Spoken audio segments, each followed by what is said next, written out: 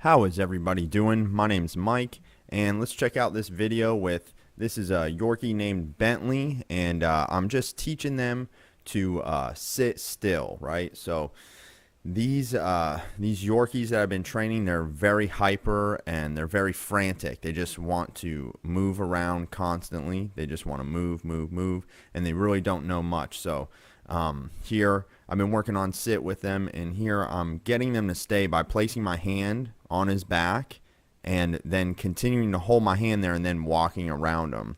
That's given him the ability to sit still and not feel like he has to move when I get behind him, because every time you get behind these smaller dogs, they really get frantic and they just want to get right out of the way. They just want distance. So what we're doing is, again, I'm having them sit, and then I give him a little pet, good sit, and then I after petting him, I just slide my hand down his back and hold him there. Now I'm not holding him with my hand on his back. I'm really just touching his back with my hand. And so here we are. He moved from the position, so I got him to go ahead and perform it again.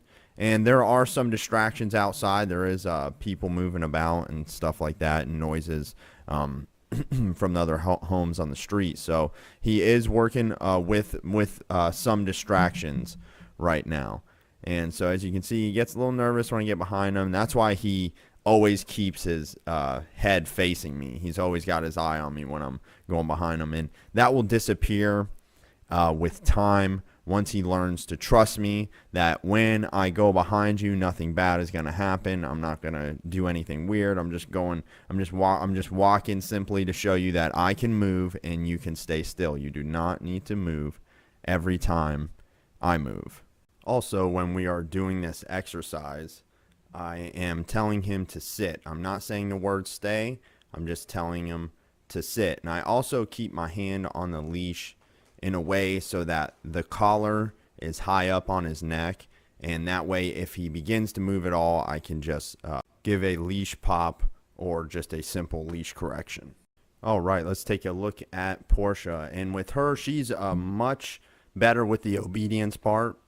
All dogs are different, so some will move at a faster pace. So you can see I'm doing the same exercise with her, and She does a little bit better with it. She's a little lower energy dog, so now I'm just getting her to give me 3 sits, and on the third one, that's when I'm moving around her. And I'm also practicing down with her now because she is doing so well.